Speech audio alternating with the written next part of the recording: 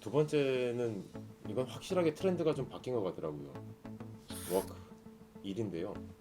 최근에 제가 들은 바로는 원하는 부서에 가지 않았다고 그냥 회사 사표를 쓰기도 하고, 직장 문화 갑질이라고 강하게 반발하기도 하고, 다양한 특성이 좀 나오고 있는 모습이 좀 자꾸 포착이 됩니다. 실제 어떤가요? 그 전에 먼저 말씀드리고 싶은 것이 있는데, 아까 앞서서 MZ 세대들한테는 까라면 까라, 저리 싫으면 중이 떠나야지라는 말이 통용되지 않는다고 말씀을 드렸잖아요. 예. 그러면 뭐 이전 세대 분들은 그걸 무조건 따랐느냐? 그건 또 아니거든요. 근데 유독 좀 MZ 세대들한테 와서 이게 더 두드러지는 경향이 보이는 이유가 뭐냐 하고 저희가 좀 알아봤더니, 스마트폰과 SNS 덕분이지 않을까라는 좀 생각을 하게 됐습니다. 최근에는 그리고 여기에 또 그 블라인드라는 직장인 익명 커뮤니티에 카카오 내부 인사 시스템을 폭로하는 글이 올라왔었고, 거기에 또 다른 동료들이 동참하면서 회사 대표가 공개 사과하는 상황까지 좀 벌어졌었잖아요. 그리고 또 뭐 최근에 있었던 일인데, 공무원 사회에서도 서울시내 몇 자치구들이 그간 부조리라고 해야 될까, 악습으로 전해졌던 15성 문화를 좀 철폐하는 데 나서고 있고, 또 뭐 경찰들이 성별에 따른 근무 차별에 대해 좀 목소리를 내는 등의 경우가 있었습니다. 실제로 이런 식으로 불만은 표시할 수는 있는데 회사까지도 가나요?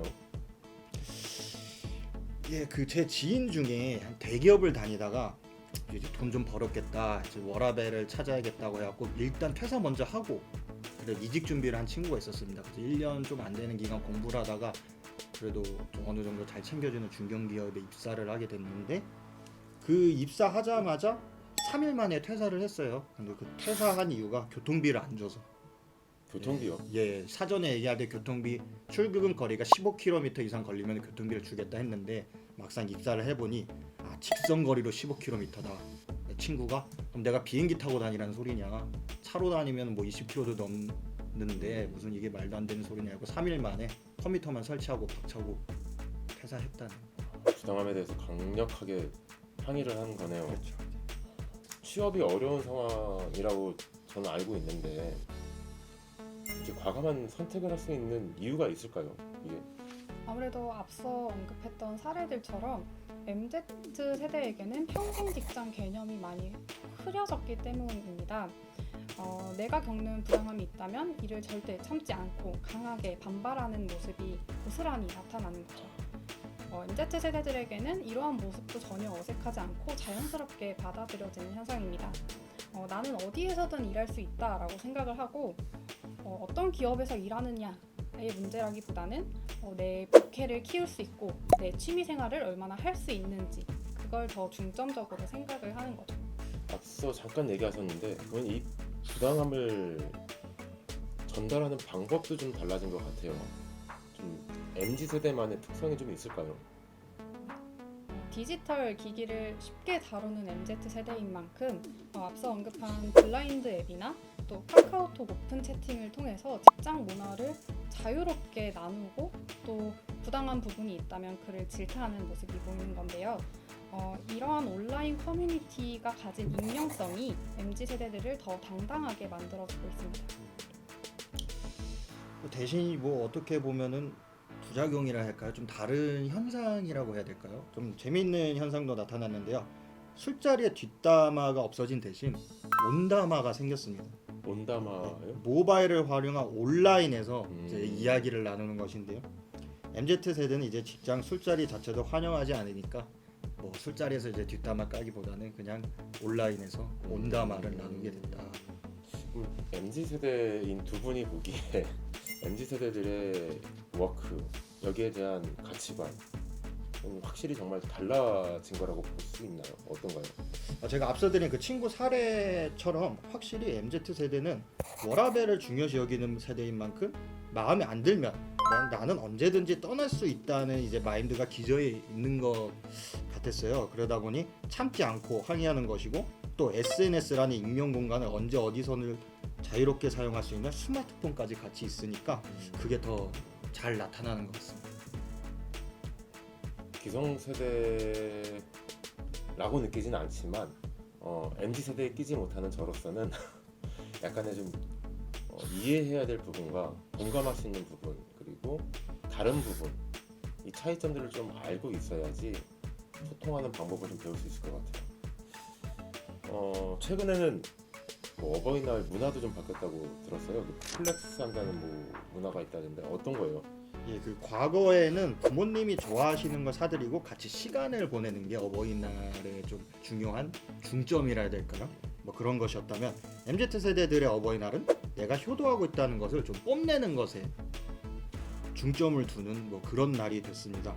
숙명여대 경영학부 서용구 교수님께서는 이 현상을 두고 MZ 세대의 이제 플렉스 문화라고 설명을 해주셨습니다. 부모님을 사랑하는 마음은 예나 지금이나 똑같겠지만 MZ 세대들은 이걸 좀 더 화려한 방식으로 전달하는 건데요. 네, 한 가지 예시를 들자면 케이크 안에 돈을 넣어놓고 마치 마술 공연을 보는 것처럼 돈이 끊임없이 나오는 모습을 연출하기도 하고요. 또 플렉스 문화를 상징하는 장난감인 머니건을 활용해서 지폐를 허공으로 쏘아 올리는 그런 이벤트를 부모님께 해드리기도 합니다. 지갑이 사라지고 현금을 들고 다니지 않은 세대이기도 한데 좀 재밌는 풍경이네요. 그럼 마지막으로는 두 분이 이제 MZ 세대로서 그 실제 여러분들을 만났고 여러분들과 대화를 했고 그거를 녹여서 기사를 썼잖아요. 이야기에 담지 못한 막 취재 기사에 담지 못한 것들이 좀 있다고 생각이 돼요. 좀 이야기를 좀 꺼내주시면 좋겠습니다. 저는 그 특히 결혼관에 있어서 재밌는 점이 있었다고 생각을 하는데요.